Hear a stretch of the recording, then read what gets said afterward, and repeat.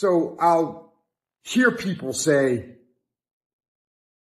if you believe it, then you can achieve it.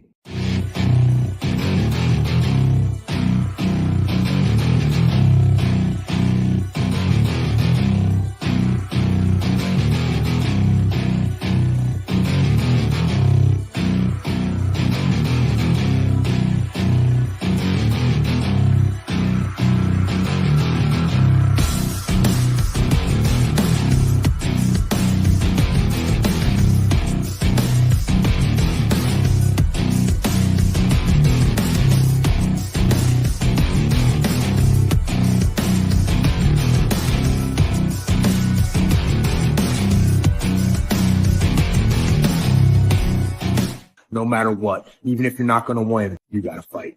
Go get some! Hey, how's it going? Raf in the building, and welcome to another episode of the Combat Club. This is the episode number 27. You know what that means, because we have a great weekend coming out there, because not only this Friday is going to be Jake Paul versus Mike Tyson, but also on this Saturday, we have a great fight between the UFC 309, between Charles Oliveira versus Michael Chandler, and of course, we got John Jones versus Steve Miocic. So right now, let's just see what happens on the world of boxing, mixed martial arts, and of course, we got a special guest right now, because right now we got to talk about a little bit of wrestling right now. But don't forget to subscribe to El Capitán Rafucho on YouTube. Also, don't forget to subscribe to the Big Blue Crew Sports Network on YouTube. So don't be a ninja. And it costs you $1. It costs you free to subscribe. And of course, make sure to ring the bell for notifications if you miss a video, if you miss a live stream, everything. All right, so let's bring them out right now for the first guest right now, so we can talk about a little bit of wrestling, because this week is going to be really important. So there it is, folks. There it is, Hola. Mr. Messenevitz. Yes, so Hola. how's it going? Yep, I'm doing good right now. Well, pissed over Nick lost, but what can you do? Still wanting Tin Man sent to the scrap heap for his incompetence, and Rose gone for his stupidity and self-indulgent short-sighted draft pick trades. Yeah, but also we can never talk about like this one for the NFL for a while, because right now this is like the show between for the mixed martial arts, wrestling, and boxing. But actually, what I was talking about was basketball, not football. Oh, basketball, yeah, I thought a lot about this one, but right now it seems that the things that go for the wrestling, and right now before the Survivor Series coming up there on November, in the last week of November. So right now it seems that there's a lot of rumors that Seth Rollins could be there as a guest for the bloodline, between for the 4-on-4, 5-5, between for like the traditional words. Yes. I mean, in fairness, there were spoilers that were going around that Bronson Reed will be the 5th member of Bloodline 2.0 team at War Games.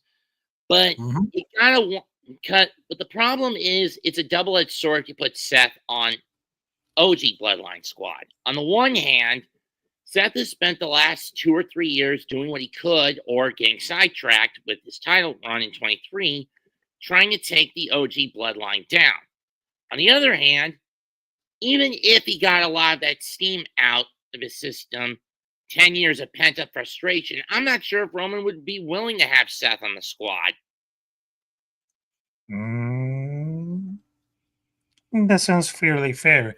But also, not only to just kind of like the traditional 4-on-4, which is the War Games, because since then, it became happen to also between for the those fights. But also, not only they just got like between Roman Reigns, the Usos, Jey Uso, Jimmy Uso, and Sami Zayn. Also, they got the original bloodline, which is Solo Sikoa, Joe Fatu, Tama Tonga, and Tama Longa. But also, they just got a single match between for the World Heavyweight Championship, along with Gunther versus Damian Priest.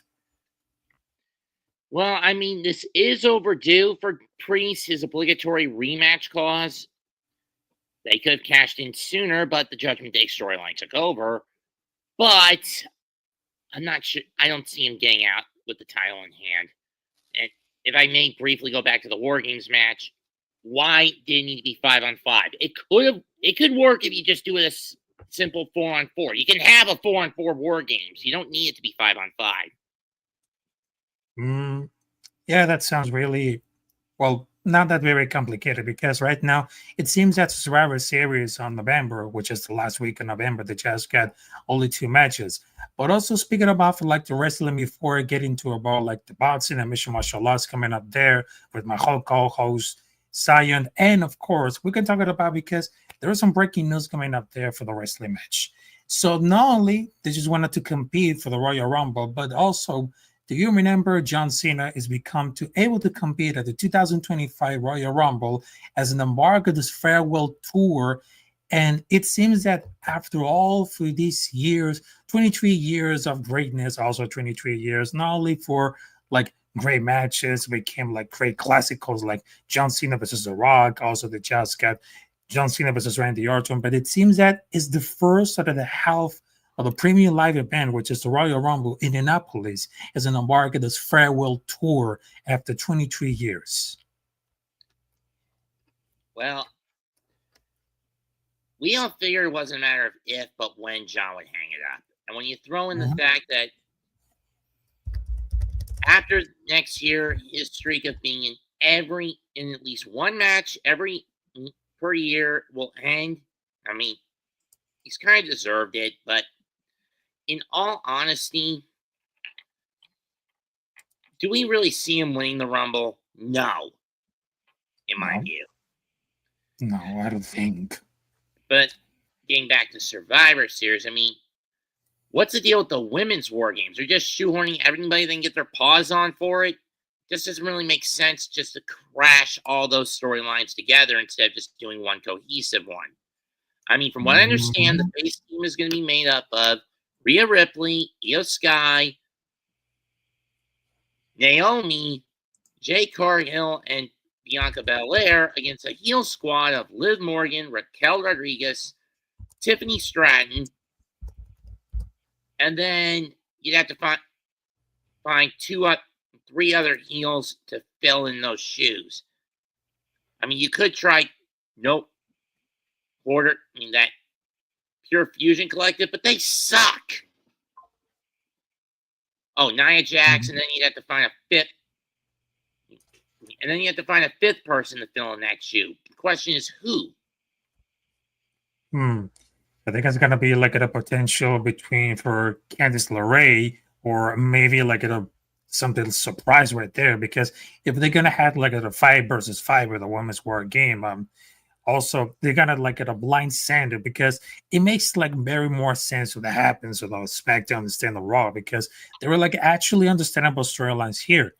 It will be like a very interesting to see like the material between Bianca and Bayley. But unfortunately, they alternate.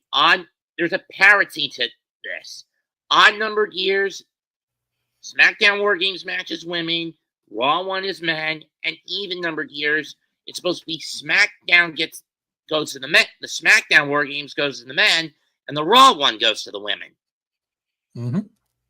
But with the women's War Games, I don't see that parity. Granted, there's not a lot on Raw you can fall back on. It also doesn't make sense.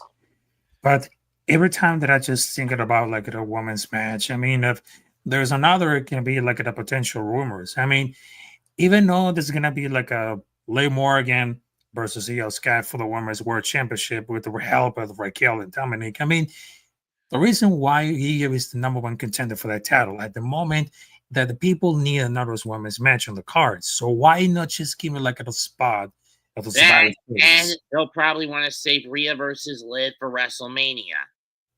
They're gonna save. Yep.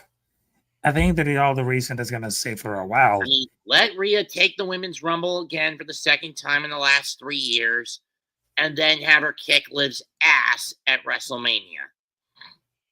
Well, that makes it any sense at all. But also, which is here like involving a lot of rumors were coming out there for the Survivor Series, and let's just say it happens between for Bronson Reed, Kevin Owens. I mean, first and foremost, Owens might not wrestle again with the injuries Owens gave him. Yeah, but in between for this one, I mean, Kevin attacked Randy Orton before that match even started the Crown Jewel. I mean, yeah, but then he attacked him again this past Friday. Yeah, probably. But it seems that between for all these rumors, all of these matches, because there's 2 matches confirmed on the Survivor Series, and people really thought it's gonna be like somewhat important, and it seems that there's something about like surprise skins coming up there. Then who else is gonna be like there? Because I just heard like at this one, if The Rock could be a part of the Survivor Series War Games, it would take a lot of part of this. And who's gonna be like in between for all that, like the final boss or everything. So we just wanted to make sure because everyone is just talking about like the rumor. It's certified rumors of the company there at the Survivor Series. But we've all known now for at least a year that Roman, dating back to 2020, Roman wasn't the mastermind behind the bloodline all along. It was The Rock. Yep. I mean, exactly. Exactly. How in audio dramas where you've been dealing with this one thorn in the side public official, but in truth, he's been nothing more than a flunky for the real criminal mastermind. Criminal mastermind then goes full-blown suicide bomber when he doesn't get what he wants. Yeah, I know it's gonna say it like that. All right, so we got a salute for everybody else. Daniel Bear's in the building. Even Barry to say wrestling sucks right now. I'm just waiting to the road to combat. Yeah, we all know all about that. And probably because not only we just talking about for a little bit of wrestling before getting involved with like the preview and everything. So right now it seems that next week. Okay. But right now, between for the next week, we just got like the full gear in Newark, New Jersey, which is gonna be so much important. So there you go right now. So there it is. The Mr. Mets talking about a little bit of wrestling coming up there for like the Survivor Series, also for like a little bit of what's coming up for like the next week coming up there. But yep, let's just get into a lot of this one before. And the next week we got the full gear, which is ANEW. And they just got like 9 matches confirmed. They just got the big room AJ with the Big Justice versus KT Marshall. Now, a lot of you guys seen a lot of this because we just see like a lot of influencer going out there for the social media. And then he just get involved like in a lot of wrestling things while going off in the independent or the mainstream. And of course, they just got MGM versus Roderick Strong, Jay White versus Hangman Adam Page, Private Party versus the Outrunners, Mercedes Moné versus Christian Lander for the ANEW TBS Championship, Stretch Strickland versus Bobby Lashley on the singles match, Jack Perry versus Daniel Garcia for the ANE DNT Championship, Kyle Fletcher versus Will Ospreay, and last but not least, they just got John Moxley versus Orange Cassidy for the World Championship. Is going to be on full gear. Now, without further ado, so let's just get involved with a lot of music, and I just wanted to keep it on that right now. So we got the preview between Jake Paul versus Mike Tyson. So yes, it's gonna be so much important, but it's gonna be old school versus new school. So let's check them out for like the image right now. Yep, there you go. So right now, there it is, the match between for this Friday, November 15, along with the Iron Mike Tyson versus Jake Paul. Now, a lot of the guys seeing a lot of this because it seems that actually is going to be old school versus new school. I mean, Jake Paul is strong, fit, fast, and young. And whatever it takes, Mike Tyson is in great physical shape at his age. But when you see walking around for this specialty, I mean, his really age really shows he doesn't move like very fluidly to his back and his knees look very stiff. Because we saw like the same thing with Holyfield. If you remember the boxing on the 90s, then you can get it. But I just really hope that Mike Tyson doesn't get hurt. It's really sad to see about it.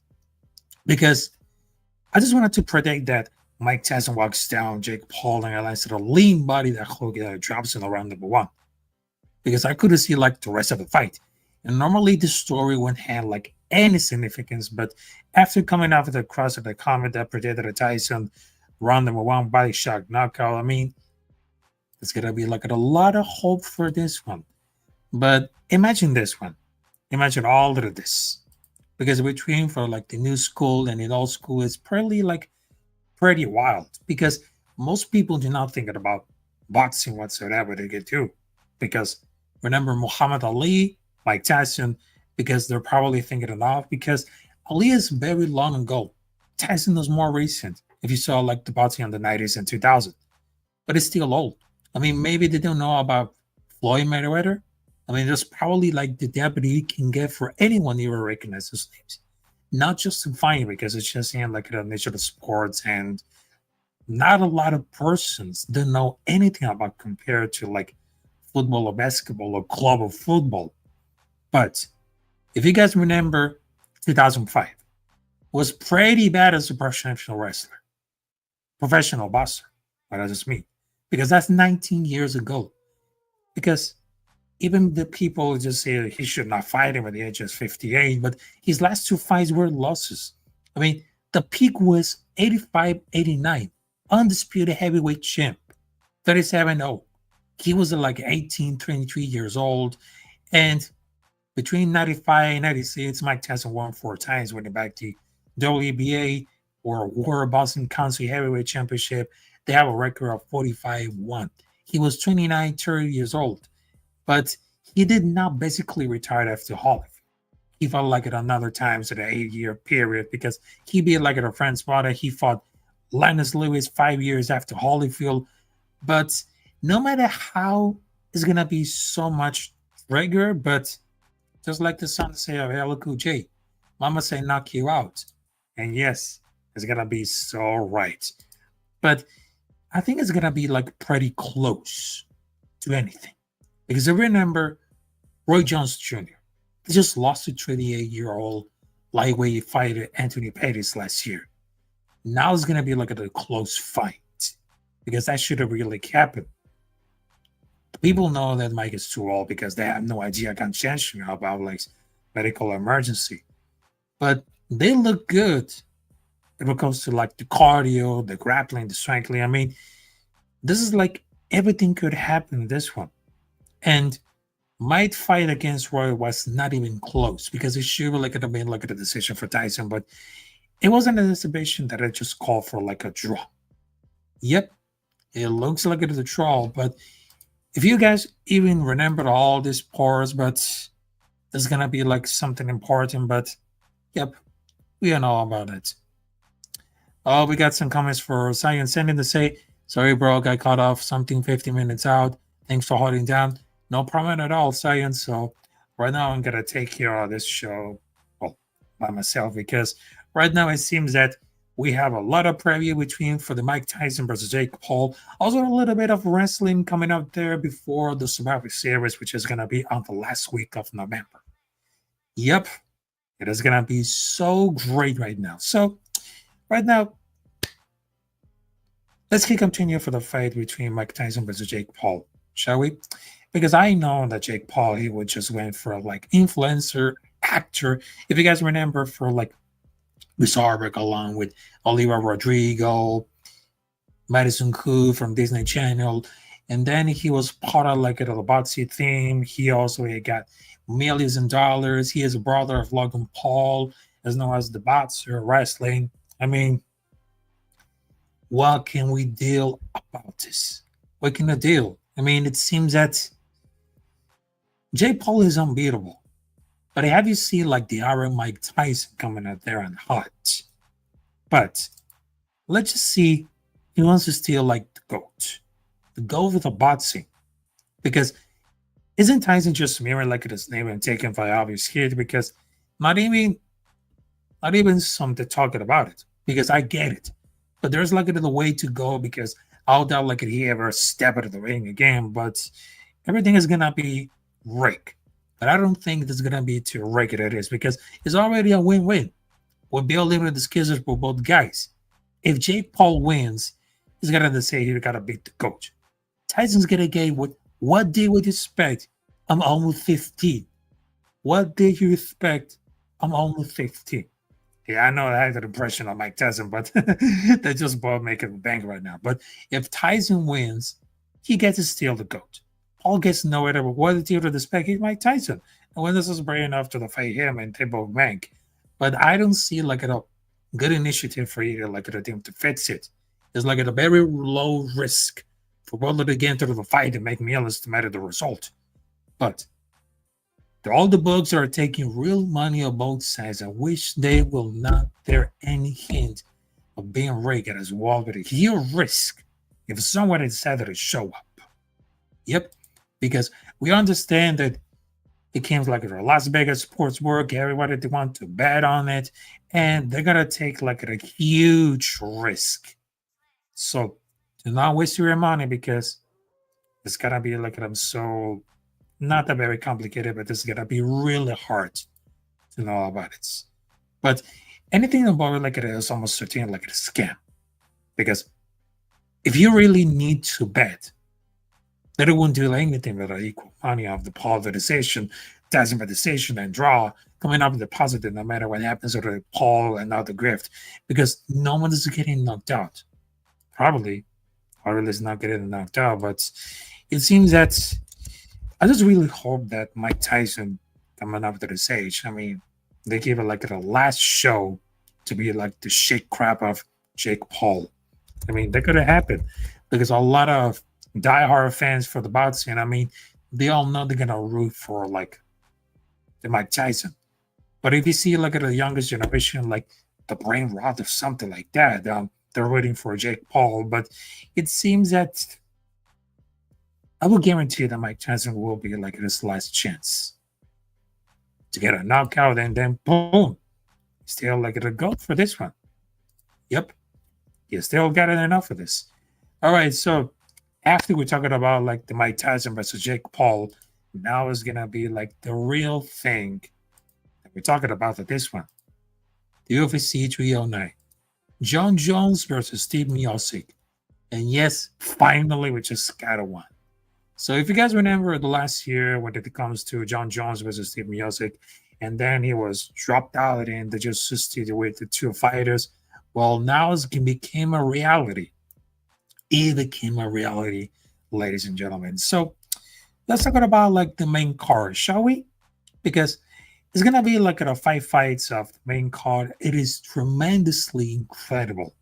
So let's take them out for like Mauricio Wolfe versus James John Top.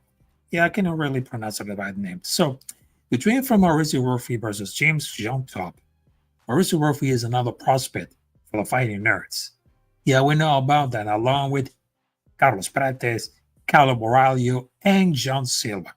Because look, I know that I got my glasses on, but but it seems that if you wear glasses at the octagon, you get a great win. A knockout submission. I mean, those fighting nerds are the real deal in the UFC. And the fighting style is reminding me like of the young Conor McGregor. And he showed up with his promise at the debut of 301 with a quick knockout against veteran James Mulcahy in the first round. First round. But I'm feeling very confident picking like a fighting nerds fighter because he can rely on it out there like doing these stupid things at the octagon and follow the game plan devised by Paulo Sucupira. But I think it's gonna be like another squash match, and Rufi should be able to knock out James John Top, who has the hilarious nickname of Goku. If you know the name Goku, if you watch Dragon Ball, you just got it right. Because that unlocks the memories as a millennial, as a Generation X. Yeah. Because you remember Goku was winless with his 2 fights at UFC, but he doesn't have improved at all. Lack of energy, lack of fights. Also, there's lack of summation, lack of knockout, lack of striking, lack of cardio, lack of scrapping. I mean, there's lack of it at all because he's gonna be like an actor as a jobber and does fight to showcase rough, unique, and devastating striking ability. Because whatever it takes about like Mauricio Wolfe, he's gonna take all over, ladies and gentlemen, all over. And I really like it because the fighting nerds, what I would tell about this, because they're building different at all. So I'm gonna pick Mauricio Wolfe to win, knockout by round number 1. Yep. Next up, we got Bo Nickel versus Paul Craig.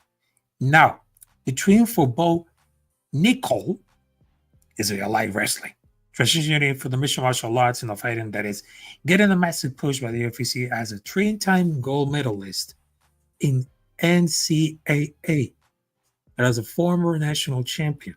because I can really understand the mindset, the hype behind like the UFC and giving like the main card spots in the pay-per-view. He really attracts the amateur wrestling fan base. I mean, that talent and ability in the wrestling is definitely unquestionable. It just gave like a very solid foundation to do as well in that sport. Because right now he's facing Paul Craig. Is the most trickiest matchup at the UFC would give it like a him on paper. And there should be anything could happen. Probably yes. Because Paul Craig is like a mediocre fighter who is definitely nowhere near like the top fighter of the nation, but he has a very rare uncanny ability to pull out at the moment that bridges out of this spot to be fighters that has no business beating. I mean, he secured a clutch triangle choke to ankle Abed, his only career loss, and he knocked out Jamal Keel out of nowhere with a ground and pound for the bottom. Pause. Now, Bo Nickel should basically dominate for this wrestling, but he has only made a jobber so far at the UFC. Because remember the type jobbers, I mean, if you understand the wrestling dictionary, the mixed martial arts dictionary, there you go. Because the ground is very dominant. That is also the area where Paul Gray is the most dangerous as well, with the Brazilian black belt can attempt dangerous submissions. You gotta be careful with that, because in wrestling, he has no worry about submissions, or he brings like a different element to the game. So even a wrestler can be in danger on the sweet spots. So I'm gonna do with Paul Gray with submission. So it's gonna be like a pull off the year, another miracle, or this Michael career to finish by submission by Bo. I mean, that could happen. All right, so next up, we got an important fight that no one can miss it. So, ladies and gentlemen, we got the women's flyweight Vivian Araujo versus Karine Silva. Now, Karine Silva has to be like show herself to be like a decent prospect. Within like her 4 fights in UFC and showing off with the good submission skills. What I just saw about like the fight, I thought that they have fought each other like recently. For example, it was like another Silva that fought Vivian Araujo. Yeah, Vivian was like a decent underdog, but she's been like a decent striking skills and seems that, well, has never been finished on the UFC, but I think she has reached like her ceiling fighter through this Korean Silva has more potential in their fights. Because I think it's gonna be get it done by decision, has been never featured in the UFC career. So I'm gonna protect Karine Silva to win as a decision. So they're gonna be everything about it. But I know that the talent between for Karine Silva is enormous. Enormous. I mean, have you ever seen her like the striking, the grappling striking? I mean, even she is playing like in a near-dear experience, later becoming a fighter.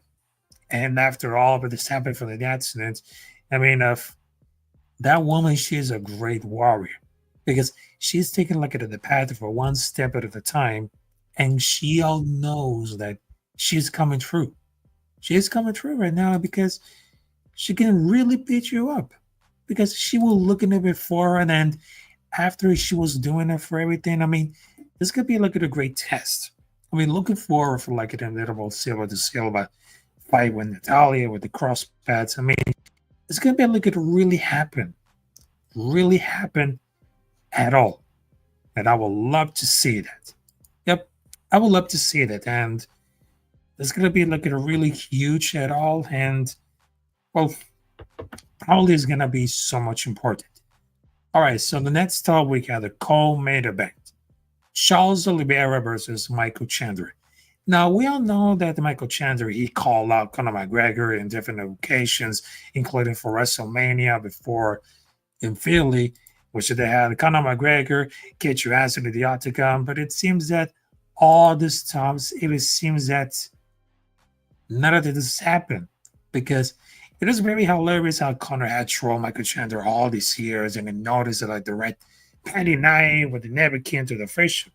But that really cost was huge. They really costly huge. We basically turned like other fights in the last 2 years to chase big money to fight against the Kino trolls. Everyone just wanted to spec between Conor McGregor versus Michael Chandler. But between for Charles Oliveira versus Michael Chandler, this is gonna be like a sweet, sweet, sweet revenge. Because you know what? This is a rematch of the first fight, which is an instant classic that ended in a second round by knockout by Charles Oliveira. Michael Chandler is known for like an explosive power, the strong wrestling, but Charles brings the explosive ground game with a live Brazilian jiu-jitsu and improving striking. I don't think the second fight will be as close to the first one, and I think that Charles Oliveira will get the win there. And it's still like at his prime, it's close to chucking out Armand Tesman of the UFC 300.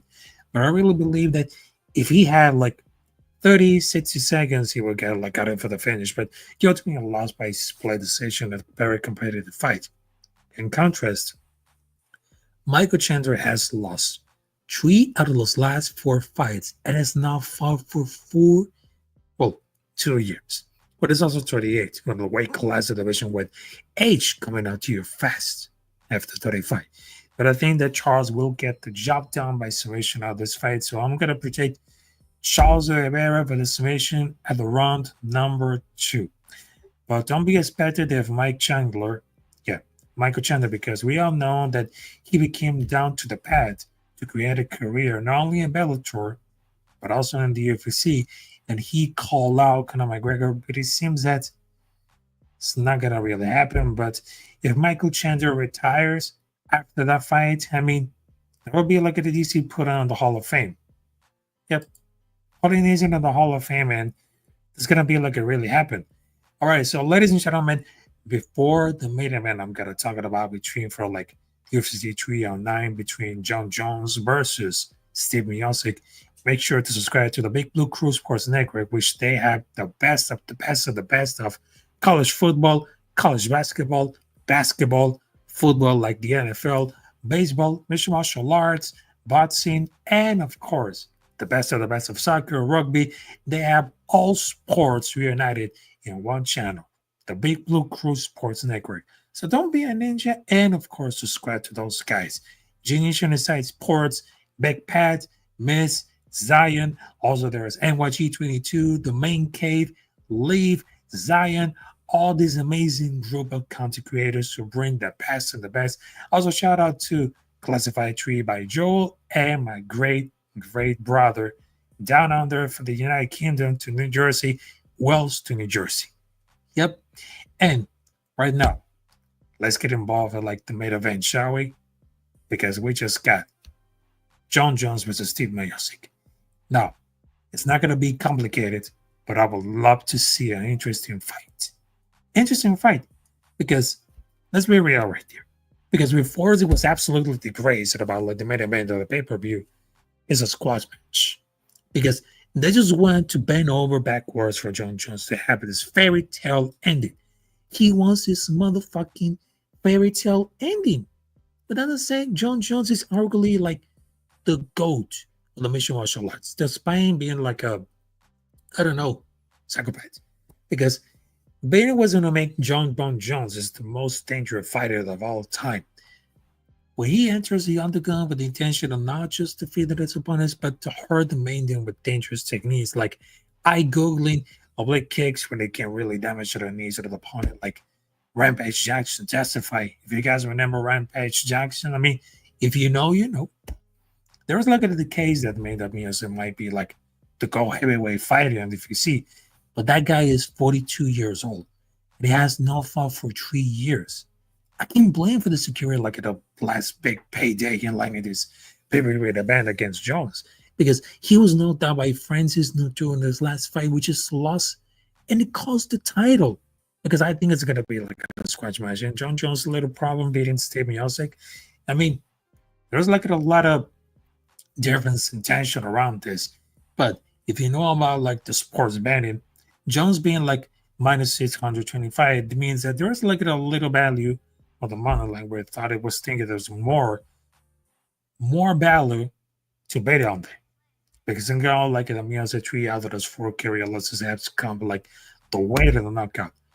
And for those guys who know, catching the live stream between the UFC on Edmond, Canada, along with Mike the Giants fan, NYG22, Big Pat, Lou, Wells, and Joel, Now they just got the new rules on the UFC because knowing John Jones, he must have known that the 12 to 6 elbow is no longer back. And I think he will look to use that more to knock out Mayos against Stir. Perhaps he gained like a very dominant position on the ground. Because I know the rule is gonna be subliminal, but it seems that it's not gonna be like really complicated. That's we all know about this. And the last thing that I just wanted to mention because I really hope that we'll can look at a John Jones versus Alice Pereira super fight. So I think it's gonna be really dangerous between John Bone Jones versus Alice Pereira. I mean, could you imagine that? I mean, that could be like explosive. I mean, John Jones is very dangerous and he knows about submissions, knockouts, but Alice Pereira, he became like the epicenter of this year at the UFC, going on for headlining main events at the pay-per-view. And of course, he just beat out like knockouts, submissions. I mean, that guy is tremendously talented because of the Brazilian Jiu-Jitsu. I mean, he built different. I mean, if it really comes to the heavyweight title, which is basically the fight to decide who's going to be the MMA GO title, I mean, despite like the big matchup for Alice Pereira, which is clearly some of the favorite fighters, I think it's going to be like so realistic that we all know, man, Perry, wait, Jones fighting USA right now? Yeah, this is going to be on this weekend. It's going to be on Saturday. Oh, speaking about that, so Louis here right now. So we got my co-host right there, Science. So how's it been? Yo, what's Gucci, boy? I apologize for being 38 minutes damn late. At least I can spend the last 15 to 20 minutes on here with you talking about UFC 309 Jones versus Mitrchik. Thank you for holding it down like always. Running a bit late from work this afternoon, so I appreciate that. Yeah. Thank you so very much, my friends. And Hell yeah, now man. I'm for gonna the let you last- host. Let me know. Call upon me if you need me. Let's get it. Yep, it's very good. And Mhm. I just wanted to talk about because we just saved for the last because right now John Jones versus Steve Mios is gonna be very explosive. I mean, not all the people because they understand remains like the standard as dolls. I mean, it's gonna be like a really happen because after they just saw for like a 1 year is gonna be really happen, but it turns out to be really canceled. But after that, John Jones versus Steve Mios is gonna be like a really dangerous for the C to everything. I mean, it's gonna be like something that they gotta fight for anything because they cannot wait for the saga to be over because it will sadly not be like in a few years because it will happen because they seem like a favoritism should be like a very predictable, but the hard is because it could be like literally who could have taken it down for like the knockouts and everything, but it seems that it's gonna be like it'll really happen between for this main card, including this one. And John Jones and right now, there's like a more question because I'm only get excited about sort of those fights between from Mike Chandler versus Charles Oliveira and John Jones versus Steve Miocic. So Oh I mean, there's one question that I was really worried about it. If John Jones could win this, what would happen in between for the future of Tom Aspinall as an interim championship? I mean, that could be changed at all. Yeah, I mean, like everybody's looking at this fight and they're almost just non-counting for how good Stipe is. A lot of us fans, we're so recency biased that we look at Tom Aspinall and we really want him to fight for a championship, an actual championship, and not an interim championship. And sometimes us as fans, we almost forget like who paved the way. If you look at Stipe, he is one of the greatest heavyweights we have ever seen fight in the octagon, and what he has accomplished is absolutely amazing.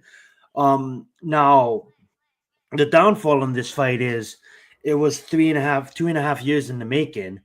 Last time John Jones fought, I believe, was 2.5 years ago. If I'm correct, it's not even 2 years. I'm sorry. It's it's a year and 8 months.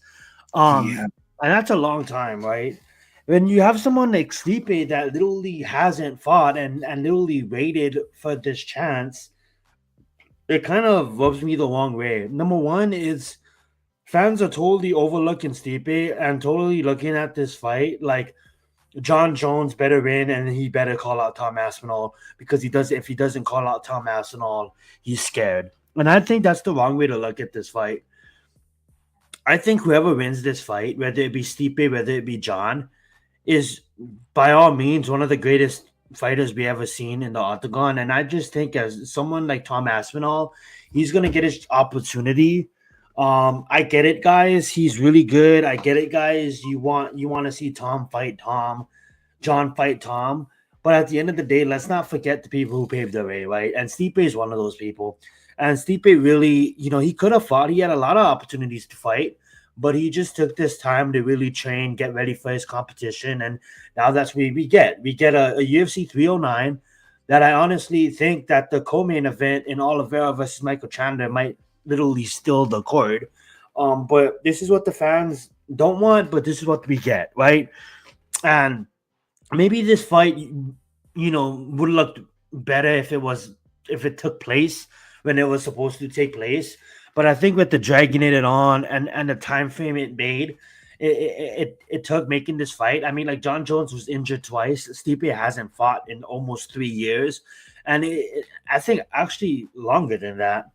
And it actually shocks me that, like, us as fans, and even like the mainstream media, is not really respecting this fight as much as it should be respected.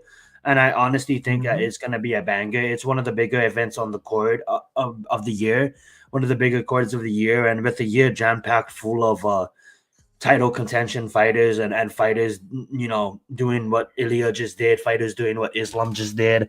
We have Moab doing what Moab just did. We have a fighter named Diego Lopez that literally is having a Twitter war with the current champion right now. With a year full of exciting fights, this does stand up at the top of it. But to be honest, it's not getting recognized like that because the time it's spent making this fight. I'm excited for 309. There's a lot of great fights on this fight card. If I had to choose, I'll probably have to go and ride with the UFC best one whoever did it in John Jones. I mean, like, no one. He's really 28-0. That one loss with that upwards elbow, that is now a legal move. So the commission should wipe that up. I do like to see Bo Nickel kind of get the premier card, the premier sport on the card, versus a tough competition in Paul Craig. But we'll probably see Nickel dominating the Russian in that department. But yeah, up and down, looking at this card, there's a lot of names. There's a lot of names trying to prove themselves. There's a lot of veterans on this card, but nothing talks about a veteran than Charles Oliveira and John Jones. So I'm happy that Oliveira and John Jones gets this Madison Square Garden card. They absolutely deserve it. And shout out to Stipe as well. And that's one thing that I love to see at Michael. It's like, don't wait for Conor all your life, man. You'll be 80 by the time he wants to fight you. So it's almost like you go out there and you go get your fights. And one thing about Stipe, I kind of wish he did fight. I kind of wish we didn't wait eternity to see him fight again. And one thing about Tom, it's almost like, go out there and make yourself undeniable. Look at oh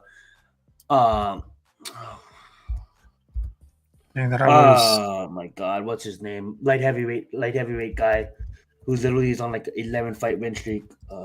Ankalaev. You look at him. I mean, like, the guy literally is just, send me another one. Send me another name. You look at Shakarad. Send me another name.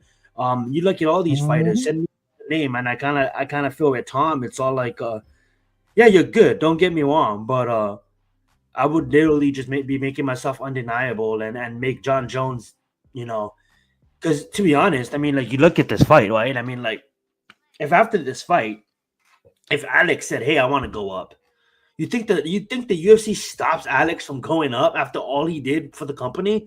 I don't think so. So when you're someone like I think you need to make yourself undeniable, because if I'm the UFC, I got two people in front of you and one person doesn't even fight for the competition. But if John Jones was to call out Francis and say, "Hey, Francis, this is my last fight in the UFC. I want to go over to Saudi Arabia and I want to do a one-off MMA event to beat your ass." I mean, like, and then you got Alex. So it's almost like, as much as I love Tom Aspinall and everybody wants to see Tom Aspinall fight John Jones, I just think he needs to make himself undeniable. And For the people who was all like, oh, how come John Jones didn't get stripped? I mean, like, there's other fighters like Dominic Cruz who held the title for over 2 years that never got stripped. GSP held the title for a year and 8 months, just as long as a year and 7 months, just as long as John Jones. He never got stripped. There's a bunch of fighters that fought forever and never gave up the belt. So I'm just excited for 309, man. It should be a good card. Yeah, it should be like a really good enough. But I just really thought about for like this fight. I mean, it's gonna be like a completely at all. I mean, obviously it's gonna be like a worth watching. I mean, it's gonna be like some people it's gonna be like a shame what's going on for like Aspinall. Even if John would have said we're backing on the belt or fight Tom after that, make it so fight more available. But it seems that if they had something really important because it's just wanted to get like it's very unpredictable because I really think because after what the goes like really going on and do you guys remember about like the video that Tom Espinal responded to say he hasn't done yet, but he should be like understand because my issue because it's been like too much because I know this not that very acting he wasn't given like the opportunity to check out Legends of the Way Up. I mean, can we really mention that's gonna with say right now because I don't think it's gonna be like a ridiculous. I mean, somehow there's gonna see him ranked at the 8th of heavyweight because he's been fighting far as like taking legit classes for years and is still ranked at the top number 10 because I mean if Thomas Pinel is now like a very disputed champion because the other champion on the division that he said is now disputing against the decision of the other title because he actually disputes so they'll make it like that every dispute because he wants to talk about like the legacy. I mean, true champions fight at the best of the games like at the youngest lions to a test now and then. Because the greater the sports that take talent, you either beat them or you can go like at the shield. Because less than a handful of it complete again. Because he just wants to kill like the fairy tale ending. Because the biggest issue is gonna be like very enable on it. And to be honest, it's almost like I'm not doubting Tom's skills. But it's almost like, yeah, don't get me wrong, bro. You were on a streak and you deserve a title shot, but there's a lot of people on the streak. There's a fighter that's 18-0 right now in the featherweight division. That's not even getting talked about. Okay. There's a fighter right now that literally just finally got a championship opportunity. That was five fights with 4 fights finishing inside the distance and finally got his championship. So I get it. The way the UFC works, you wanna book the best of the best. You want to make the most money off of these fights. But at the end of the day, even if John Jones wants to retire after this fight, like we can't say anything. You know, fans are gonna obviously run their mouths. But at the end of the day, I mean, like John Jones accomplished everything there was to accomplish in this sport, outside of becoming a 3-time division champion. And I don't think he's gonna accomplish that because that would be considered him going back down to 185, and he doesn't do that at this stage in his career. But he accomplished everything else, and no one accomplished a 3-division championship. So I honestly think that even if after this fight he wants to hang up the gloves, and nobody should bat an eye because Tom's good. Don't get me wrong, Tom's great. But at the end of the day, John fought better. John fought better competition. It's not like Tom Aspinall is sitting at 15-0 with 15 knockouts. Like, yes, he never been to the decision. Yes, he finished all the opponents he won against, but he also has 2 key losses on his record. Now, I'm not even going to count the loss against Derek Lewis, the one he just got back because he rolled his ankle. But if you really think about it, I mean, like, you're sitting up here and the reason why I keep on bringing his name up is because every time I go on Twitter, you know, I'm scrolling and I see posts like, oh, Tom's just scared and John just scared and he knows he'll get knocked out against Tom Aspinall. And that's just really uneducated fans that is almost casual to the game that really wasn't there since the beginning. And you don't even have to be there since the beginning. You literally can go on YouTube and watch a montage of John Jones completely annihilating generation after generation. When you have Tom Aspinall, he's good, don't get me wrong, but I mean, like, I swear he spends more time tweeting than actually fighting. And for me, that's where I have a problem with it. It's almost like There's so much other fighters that literally just fight, bro. They just fight. Have you seen like Shakarat literally talking shit? The guy's 18-0 with 18 finishes. Mhm. I mean, like there's so much other fighters that literally just fight. And I'm not saying Tom doesn't deserve his title shot, because he clearly does. But we've seen this book before, bro. We went down this journey before. We all remember Shane Corrin. Shane Corrin, biggest hands in the UFC, absolutely monster, knocking out everybody, and then fucking finally reaches the pinnacle of the sport and then can't get it done. Now, I'm not saying that's going to be Tom, but we've seen this book. We've seen this book multiple times. And when you fight someone like John, there's levels to this shit, man. He made Cyril Gahn look like an amateur in there, and he probably will do the same to Stipe. I don't want to take anything away from Stipe, but he probably is going to do the same thing to Stipe. So it's almost like there is levels to this shit. And Tom, if you go in there and you finally get your opportunity to fight John Jones and you knock him out, congratulations. But to be honest, I mean, like, John is pushing 40, damn near 40 already, and I honestly think he has less than 2 fights in him. Maybe this, maybe Arsenal, or maybe this is the end. But I guarantee you, his ego, his fighting ego is not gonna let this one go. I think he wins against Stipe, and I think he says, hey, there's a English guy that been talking shit, and I think John calls out Tom and not, you know, does Tom and retire as a legend, retire as a GOAT, bro. Retire 30-0. All of this year be 29-1, but 31-1, 30-1, but yeah. Definitely, it really happens. I mean, the whole age of we can't look at it really change it at all. But it seems that he's getting older, but he's not gonna be like for a while, because he's coming off of like a complete tier. But he's not gonna be like at a foregone conclusion that people like to make it enough to be. And if you're John, I mean, like, do you put your record on the line against a young buck? I mean, like, I know you're just covering the UFC, the boxing fight, but it's almost like, yeah, everybody remembers, everybody at least was alive or seen highlights, remember the golden days of boxing, remember Mike Tyson. I mean, like, the guy is crazy. The guy was a monster in there, damn near hypnotized at points. But at the end of the day, it's 2024, bro. So no matter how good you are in the gym, you're still 60, bro. And you're still 60 fighting someone in his peak prime, bro. So it wouldn't shock me if Mike Tyson loses the fight. But if Mike Tyson loses the fight, I mean, like, does that really tell you that Jake Paul is better? Absolutely fucking no. Get a time machine, have Jake Paul rewind to the 1990s and go fight Mike Tyson in 1990 and see what happens. You're gonna get knocked the fuck out, Jake. You're gonna get knocked out. But just because obviously times change and the human body has limits, you can't expect a fucking 60-year-old Mike Tyson to go fucking 12 rounds or 8 rounds or however much rounds it is, right? You can't expect fucking Joe Montana right now lace up and go fucking quarterback for the fucking 49ers. You know what I'm saying? Imagine that.